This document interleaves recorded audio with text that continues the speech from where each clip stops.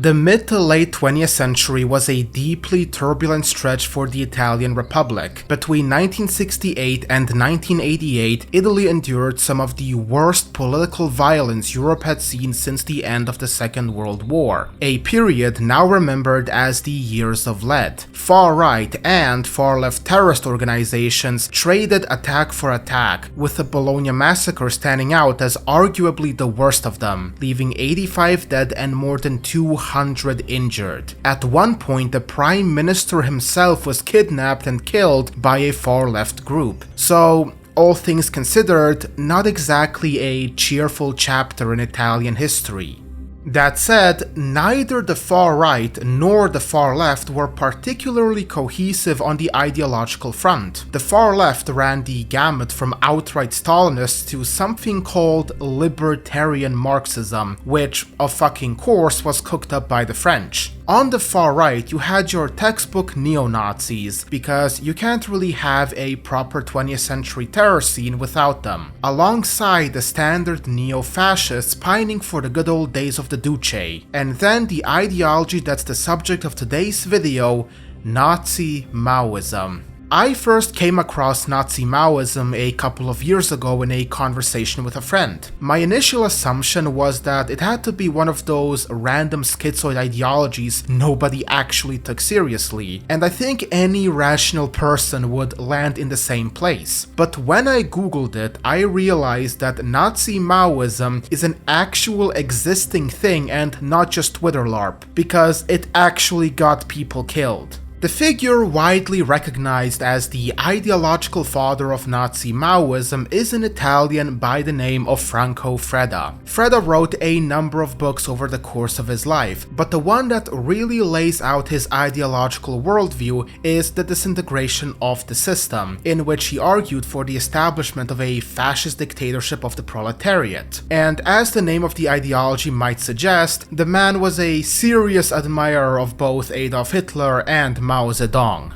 So I managed to get a hold of a PDF of the book through a friend who hands out these kinds of works like a back alley drug dealer, and I set out to actually learn something about Franco Freda and his ideology. The questions I was most curious about were, how did Freda manage to reconcile communist thought with National Socialism in his own head? How exactly does Maoism feed into the mix, and in what way does Nazism do the same? Those are things I'll be digging into over the course of this video, and by the end I'll try to answer the question that I'm sure has been keeping everyone up at night. Is this an actual coherent ideology, or is it just another case of ideobabble that some 13-year-old who recently discovered politics could build his entire edgy personality around? I guess we're about to find out. I would also like to thank @KugelV6 on Twitter. He considers himself a Franco Freda historian and knows a lot more about Nazi-Maoism than me, so I asked him to be my script supervisor so that I don't get anything accidentally wrong. So you can be assured that this video is certified by real Nazi-Maoist patriots. My name is Lavader,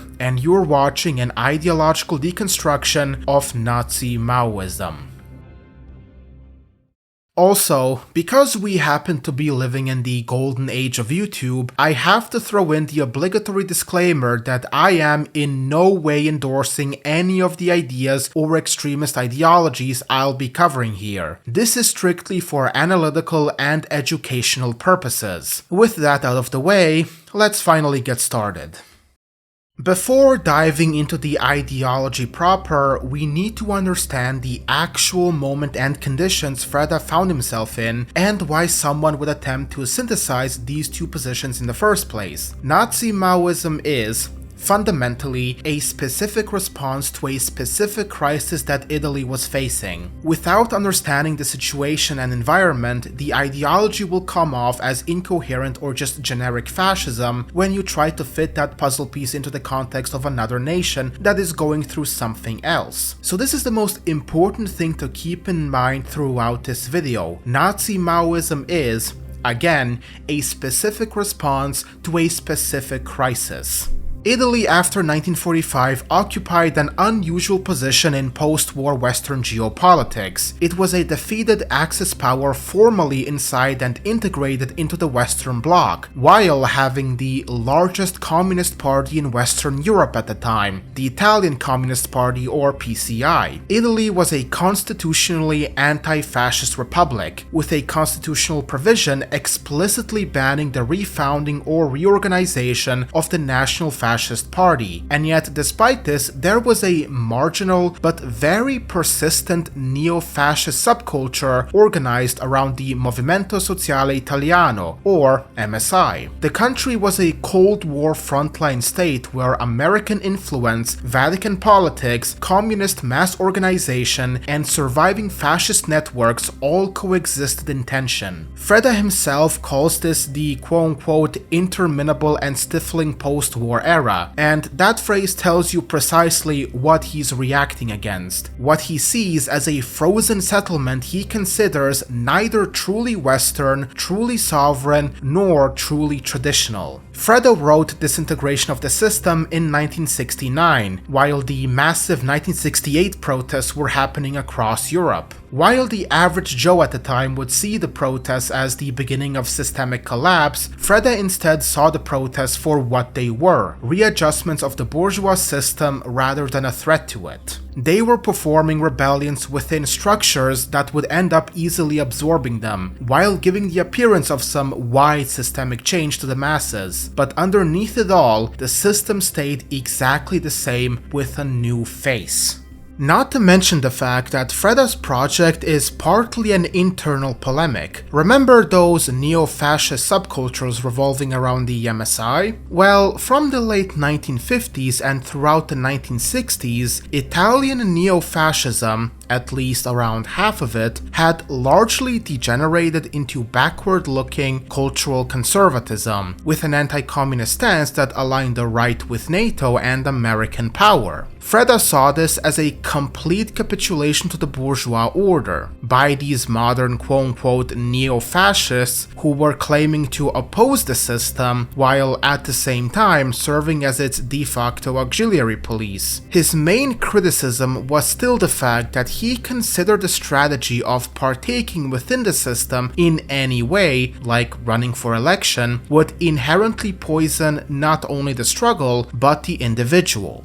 So his Disintegration of the System book was aimed at young radicals who he thought could be peeled away from Marxist reformism and the modern neo-fascist movement, or those that were already unimpressed by either side. This was the answer to the question of what doctrine and strategy remained available to someone who wants to actually destroy the existing order rather than reform it. How can true and total change actually be achieved? Who is the main enemy we should struggle against? What is the source of all of society's ills and degeneration? The answer is, as Freda describes it, bourgeois civilization. While regular communists may see bourgeois society through a strictly economic lens, in this case, bourgeois civilization is not a political system, an economic arrangement, or a cultural style, but a total order that has absorbed every domain of human life into a single principle, the primacy and rule of economic activity. It is essentially the dictatorship of the merchant class over all of society. Politics, family, religion, art, science, justice, they have all become expressions of bourgeois civilization. There is almost nothing today that exists outside it. And how does this order of the bourgeoisie maintain itself? Communists would say mainly through violence and exploitation, but that is only a half-truth. The main mechanism behind the system is what Freda refers to as the quote-unquote production-consumption engine. I will let Freda himself elaborate on this. Quote, "The capitalist thus understands that by raising the salary of the worker, the latter will buy a fridge or an automobile produced by the capitalist. The boss realizes that by stunning those who work with the obsession of always needing new things, and for the same unreal, illusory, artificial, and constraining him by the preoccupation of acquiring them, he can completely intoxicate the worker with work. Thus the latter, gentle and happy, tranquil as a cow that, periodically can roar for salary claims, which sometimes can even give the illusion of being a wild bull and can damage the stable, undertakes no attempt to substitute its own hegemony for that of the bourgeoisie. Essentially, brainwash the worker and people to want more things, to consume more, and they will continue working in order to buy that new commodity. And once they buy the commodity that they want, the money gets injected into the production process again, so that more can be produced, and the cycle goes on and on and on and on. And all these supposed signs of victories for the workers, like let's say higher salaries, only contribute more to the production consumption engine, because now you are just spending more money on those same commodities. In fact, almost all these progressive reforms from the 19th and 20th centuries you heard about, where supposedly these brave people stood up to fight for their rights, were to some extent engineered by the bourgeois order in order to give the appearance of revolt and victory, but in the end just ended up benefiting them. Like the feminist movement or the civil rights movement, which just secured more workers who become dependent on them and who get a fancy new salary they can later inject into the engine, which keeps it going round and round and round and round. As Freda said, a cow that is allowed to roar in order to give the illusion of being a wild bull that can damage the stable. Freda isn't saying that production and consumption itself is problematic. Goods have been made, exchanged, and consumed across every human society spanning thousands of years. He's not a Luddite or an Anprim where he advocates that humans should return to Ooga Booga hunter-gatherers. But in our modern age, economic activity ceased to be one domain of life among others and became the horizon within which all other domains are defined. As I said, it has consumed every other facet of life. Then there is also the anthropology underneath it, the view that the human being is essentially an organism of needs, and that political and social institutions exist to satisfy those needs efficiently. Any politics that accepts this anthropology, regardless of its ideological coloring, belongs for Freda to the same bourgeois civilization. And this is not just true for Western capitalism, but even Soviet socialism. To him, the Soviet system is just the exact same system, but with a different branding. It, as well as Marxism in general, accepts the same anthropology as bourgeois capitalism, the view that the human being is essentially an economic creature, that material life is the only real life, and that political organization exists to manage the production and distribution of material goods. Because Soviet socialism treats political power as essentially a tool and an end for managing the economy, the people who hold political power end up functioning as a new economic class. They control the means of production in the same way capitalists do in the West. They just acquire that control through political position rather than through inheritance or accumulation. So at the end of the day, you have a ruling class that lives off the labor of those below it, regardless of whether that class is capitalist or the party. The main point here is that if the bourgeois order is total, if it has captured every domain and even reproduces itself through its apparent opposition, then no reform within it can dislodge it. Trade unionism, social democracy, parliamentary socialism, and even Soviet communism are not threats to the system, but expressions of it. The system survives precisely because it permits and absorbs its own critics, rather than outright destroying them. So now, this begs the question, if everything inside the order is contaminated by the order, where does an authentic alternative come from? And what could it look like? We have now described what Freda is against and what he views as the main enemy, and now we move on to what he stands for. It is what he calls the true state, and it is probably the most original thing in Disintegration. And I'm gonna have to be careful here because the true state is the most foreign thing in this video, unlike the last part because, well, all of us are probably familiar with the critiques of consumerism. I think it is helpful to first state what the true state is not. The true state is not a historical state, not Rome, not some medieval empire, not Mussolini's Italy, not any state that has yet ever existed. It is not a political program, a constitution, or a set of institutions. It is not a utopia in the sense of an ideal society projected into the future. It is not derived from human will or popular consent. What the true state is, for Freda, a metaphysical reality. To be more clear, an ideal pattern of political order that exists whether or not any actual country lives up to it. If you are familiar with Plato's theory of forms, it is basically that but applied for abstract concepts such as the state. Freda's central claim is that a state is legitimate only insofar as it is oriented upward, towards something beyond material life and existence, like money, comfort, etc. The true state exists to connect its citizens to a higher sacred order and create a bridge between everyday human life and something greater than it. This is what makes the true state different from every modern state, even ones that call themselves traditional or conservative. Modern states, in Freda's view, are flat in the sense that they organize human life on a single material plane. Even when they involve religion, they treat religion as a private matter or a cultural decoration rather than as the real source of political authority. The goal of a state shouldn't be to provide its citizens with material wealth and have them be well off financially, to eliminate poverty, or to deliver fridges and cars with free shipping, but rather to make a higher kind of human life possible, and its hierarchy and its laws are supposed to reflect a higher reality, not just human convenience.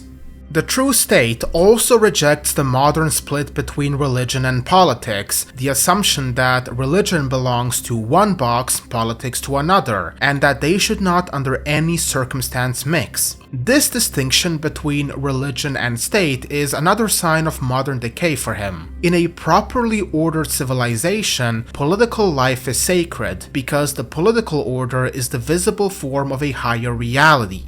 So, does this mean that Freda is advocating for a specific religion, a theocracy of some sorts? Well, Freda is genuinely vague in his writings on this. He uses terms like the divine, the sacred, spiritual force, the higher world, completely abstractly. And I do think that this was intentional from his side. Julius Evola and his metaphysical conceptions were a major, and I do mean a major influence on Freda and his thought. So those things come from him and his territory. And another thing Freda adopted from Evola was a clear and firm stance against Christianity. As in Disintegration, he mentions that quote-unquote the Europe of the Roman Church and quote-unquote Protestant Europe are European historical forms he is completely dismissing. So whatever the true state is on the divine side, it definitely isn't Christian, or broadly Abrahamic for that matter, at least in their current modernist forms.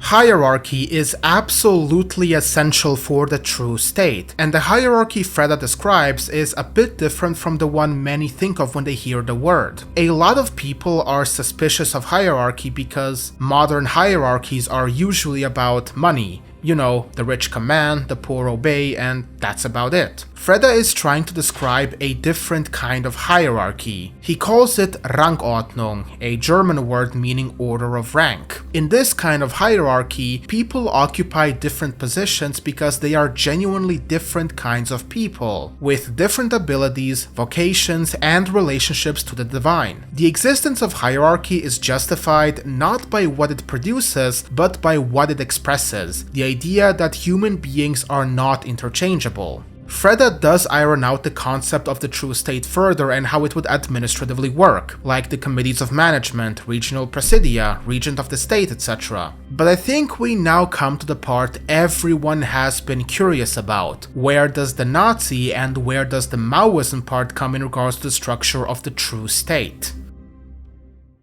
This is where I have to unfortunately break the news to everyone, but Freda himself never unironically used the term Nazi-Maoism. It was a term applied to him by people observing the whole thing, and is now just a popular name for his whole shtick. Freda would describe himself as a revolutionary traditionalist or a partisan of the true state, more so drawing on Julius Evola and his conceptions rather than Hitler or Mao specifically. So if you came here expecting some true schizo stuff, then I am really sorry to disappoint you. However, while not maybe specifically Nazi or Maoist, you have definitely noticed yourself that Freda broadly borrows concepts and ideas from both the right and the left. The right-wing elements in his thought are most influential in his metaphysical foundations, like the idea that the state is grounded in a transcendent and sacred order, that political authority flows from above rather than from popular consent, that hierarchy and some kind of aristocracy is absolutely necessary. This is all pure and textbook Julius Evola and traditionalism. Pretty much everything on this front comes from Julius Evola, so if you broadly understand Evolian metaphysics, then you understand Freda and the metaphysics he himself outlined. The left-wing aspect, on the other hand, is a bit more interesting. While the right-wing aspect provides the goal, a hierarchical, sacred, anti-bourgeois state oriented toward transcendence, the left-wing one provides the means with which the true state could be achieved.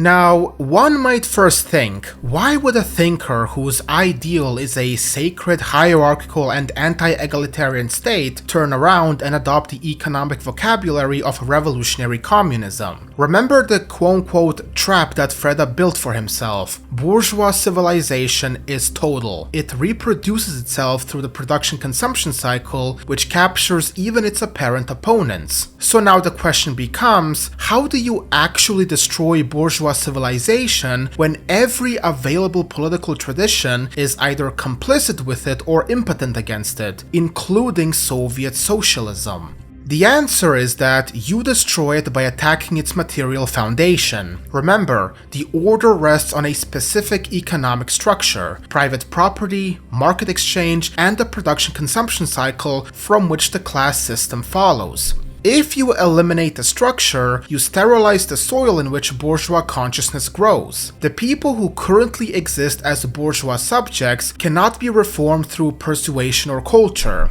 because their entire mode of being is shaped by the economic order. If you change the order, you change the conditions under which a different kind of human being becomes possible. This is where Freda introduces the term that defines his use of communism, namely, it is a quote-unquote homeopathic remedy. So the thing and image is medical. To cure a disease, you sometimes administer something that resembles the disease itself in carefully controlled form. Bourgeois civilization is a materialist sickness, and so the cure is a materialist intervention, namely collectivization, that uproots the specifically bourgeois form of materialism by abolishing the private accumulation it depends on. Communism is, and this is very important to keep in mind, not the end goal. It is more so the medicine that clears the body so that the true state can eventually take root. Freda does spend some time distinguishing between the tools like collective ownership and planned production from Marxist philosophy itself. You can separate the institutional mechanism from the anthropology and metaphysics it usually arrives with. As he himself writes, quote, "The fact is that we want to consider an objective that is not certainly the first among those proper to the state, but that only justifies itself in instrumental terms in relation to dominant ends. This fact exactly demonstrates insupportable character of the accusation of ideological syncretism that reproaches the acceptance of egalitarian premises and the typical collectivism of socialist democracies. Or better, it is truly necessary to explain that the fact you assume communist criteria in the domain of material goods does not mean at all adherence to the conditions of Marxist socialism. Material wealth, all material wealth, must be property of the state because it serves the state in its moment moment of organization. Because the state must be unbound from these preoccupations, it is necessary to guarantee its space free from these prevarications that the retention of wealth in the hands of an oligarchical group with economic power inevitably causes. In Marxist hands, collectivization serves the workers, at least in theory. The worker is treated as the central political subject, while in Freda's hands, collectivization serves the state. The worker is merely one component of a larger order whose purpose is metaphysical and to better themselves rather than economic. This is the move that makes the synthesis possible in Freda's mind, because he thinks he is taking only the mechanism while leaving the philosophy behind. Whether the mechanism can actually be detached from its usual philosophy is a question I will give my thoughts on in the conclusion afterwards.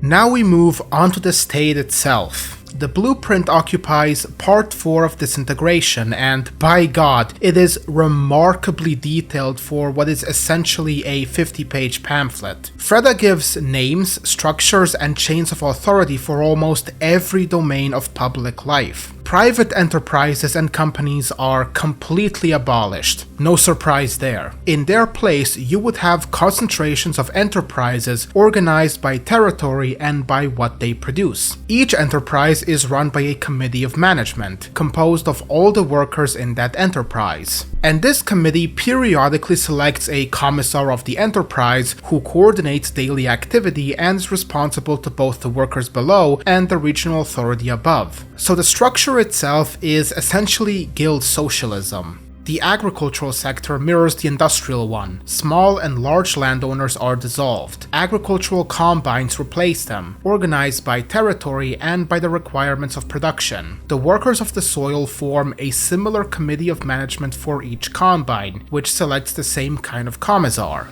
So, if private property is abolished, what about commerce? How does that function? For that, Freda envisions the creation of several quote-unquote centers of consumption, which are territorial bodies that link industrial enterprises and agricultural combines to the people who actually use the goods. It functions basically on the same committee and commissar model. Distribution is a planned function of the state, performed by territorially organized centers that match production to consumption according to political priorities. The financial sector is reorganized around a single state bank under the state commissar for financial affairs, and all other banking institutions are eliminated. The state bank does not function as a lender in the bourgeois sense. Freda is explicit that credit lending is not part of its role. Its job is to basically maintain the functional equilibrium of the economy across production, consumption, and foreign exchange. It also coins the state's money, whose purchasing power is guaranteed by the economic output of the true state itself rather than by external standards. The education system is reorganized around the principle of school as preparation for work. The Italian educational structure of its time is to be destroyed, academic titles abolished, humanist and scientific superstructures eliminated, and what remains is functional education subordinated to the productive requirements of the state. After the initial common course of study, students are not allowed to choose their specialization. The state determines what each citizen will learn based on the economic equilibrium of the system. And regarding births, this one is probably one of the more controversial ones. The state will also control reproduction. The births will be rigorously planned in relation to the functional equilibrium of the state. So yeah, I guess welcome back one-child policy, or 10-child policy depending on the time. So yeah, I think the popular consensus here among you guys is that this is a system that should not be touched even with a 100-foot stick, because it goes even further with the whole command economy thing. Whether all of this is only temporary, Freda never himself resolves cleanly, and what he says is a bit ambiguous. But I think it is kinda obvious that since the true state is an ideal form of state, since in Platonism the ideal is unchanging, we could comfortably conclude that none of this is temporary, so no Marxist state will wither away and produce the classless society logic. However, as much as one has a right to be horrified at these policies, it is completely consistent with Freda's internal logic. For example, when people attack communism by pointing out the mass starvations, general poverty, and killing of dissidents, they are also attacking the communist idea that the dictatorship of the proletariat exists to provide for the material welfare of its citizens, and that any system which fails to do this well is illegitimate. And that is why pointing out these things is detrimental to the ideology, and the communists have to come up with explanations. But Freda, remember, does not share this assumption. The state does not exist to provide anything for the people in the material sense. The state exists to mediate between the citizen and the divine while maintaining the sacred hierarchy and to embody the true state principle. Material provision is, at best, a precondition for these higher functions, but never their purpose. The citizen who is fed, housed, and clothed is not thereby being served by the state. He is being maintained in order for him to participate in the actually important work of the state, which is metaphysical and political rather than economic. So, funnily enough, once you accept this premise, much of the standard critique of collectivization simply does not land against Nazi-Maoism. The economic inefficiency of planned economies is irrelevant if the state is not primarily an economic institution. I believe this is what makes Nazi-Maoism much more unique compared to other mainstream ideologies, whether liberal, conservative, socialist, social democratic, yada yada. They always debate how the state should provide for its citizens. They disagree about the means, but share the same end: human material flourishing in some form. Freda, as well as Evola, reject that end entirely. The state is not for the people in the material sense, and it never was. So if you try pointing out to Freda that people are starving under his collectivization model, he would just respond with, "Sucks to be them, lol." So for this last part, I want to dig into the deconstruction aspect now. We have understood what Freda stands for and what he is against. I now want to push back a bit on two positions of his that I believe stand out the most in regards to how plausible they are. The first is his position that you can separate collectivization from Marxist philosophy and metaphysics, and just use it as a tool without taking in all the additional ideological baggage that comes with it. Think back on what Freda's big complaint about capitalism and communism is. They both treat economics as the thing that matters most. Under capitalism, you're a consumer chasing a fridge and a car. Under communism, you're a worker fighting over who owns the factory. Either way, your whole life gets organized around producing and consuming stuff.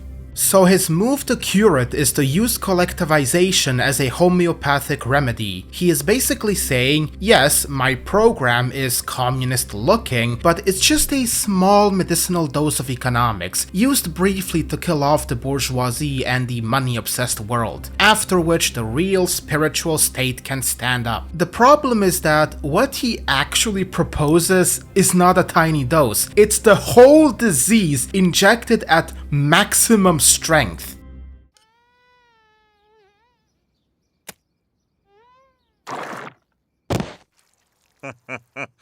We got him. And you can see this just by looking back on his own blueprint. Freda has taken every part of human life, how you learn, how you're judged, even whether you have kids, and bolted each one onto the machinery of production. Nothing in his state is allowed to exist on its own terms. Everything answers to the economy. This is where it connects to Marx, even though Freda hates Marx. Marx had a famous picture of society as a building. Down in the foundation sits the economy, and everything else like laws, schools, religion, morality, and art sits on top as the quote-unquote superstructure, shaped by whatever's going on in the foundation. Marx's whole claim was that the economic foundation determines everything above it. That claim is economism. It's the belief that economics is the engine that drives all of human life. Now here's the trap.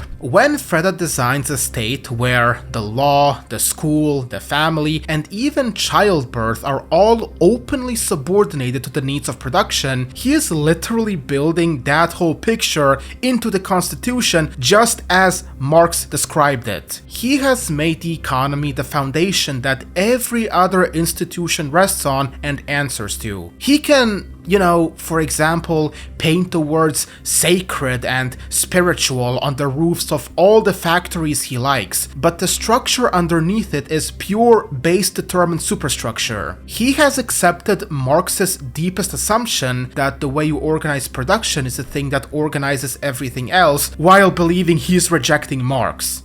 So I think the whole remedy thing breaks down on its own logic. Homeopathy only works, at least in theory, because the dose is vanishingly small. Freda's dose isn't small. He hands the economy total control over every corner of life, even whether you are allowed to have children. That just sounds to me like the full pathogen at full strength. And my second objection feeds into the first. I am gonna start with a simple sentence, and I think you can immediately recognize the problem here. Freda views society where some men are spiritually superior to others, but he builds it on an economic foundation that flattens everyone into identical interchangeable parts. The spiritual half of Freda is fiercely anti-equal. He despises the idea that all people are the same. There's supposed to be a warrior ascetic elite at the top, men who've conquered their own appetites and risen above the herd, and below them everyone else, each in their proper place. This is the whole emotional core of his project. He's writing for the man who refuses to be just another consumer or just another worker, aka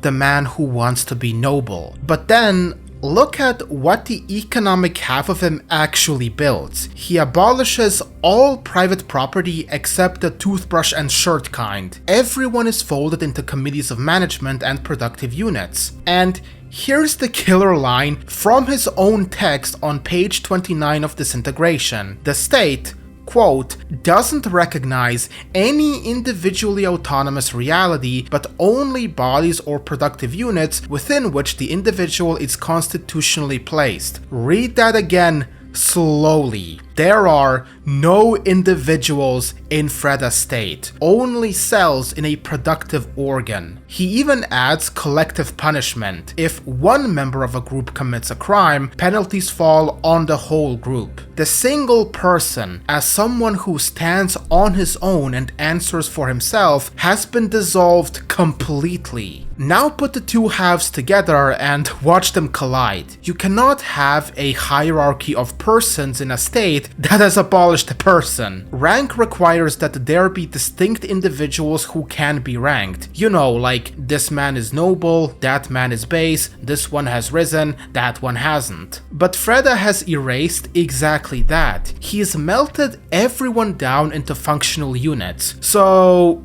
what's then left to rank? Only positions in the machine. Commissar, regent, committee member, worker. That's more of an org chart than any spiritual aristocracy. So now the quote-unquote superior man becomes simply the man with the higher administrative job. And here's where it gets worse for Freda, because he was clever enough to see this coming and walked into it anyway. Remember, he complained that in the Soviet system, the state owns everything and that ownership just quietly transfers to the people who run the state, aka the bureaucrats. And he's absolutely right on this. It's a good observation. But how exactly is Freda's spiritual aristocracy structurally different from the same Soviet system he is critiquing? He gives us no mechanism, none, to explain why his commissars and regents of the state would be these soul-forged Evolian Ubermenschen rather than just another group of paper pushers. Now, Freda might answer with something like, "You're missing the point. My hierarchy is spiritual, not economic. The rank lives in the soul, in honor and the sacred, while the economics underneath stays flat. The two operate on different planes." Okay, It's a fair move, so let's take it seriously for a moment. The problem is that it doesn't survive contact with the guy he owes his entire metaphysical foundation to, Julius Evola. Evola flatly rejected economic collectivism. The moment a society organizes itself around the economy and levels material life, it has already sunk to the spiritual basement. Evola's conception of the quote-unquote organic state was organic, and barely comes close to Freda's true state because Evola's state differentiated layers, regional autonomies, and distinct bodies with their own standing. He even criticized Hitler for too much leveling centralization. So by Evola's own measuring stick, Freda's all property abolished, individual dissolving true state is just an even deeper regression than the bourgeois civilization Freda seeks to end. Honestly, I just find that kind of fascinating. Freda is using Evola's name to build the exact thing Evola condemned.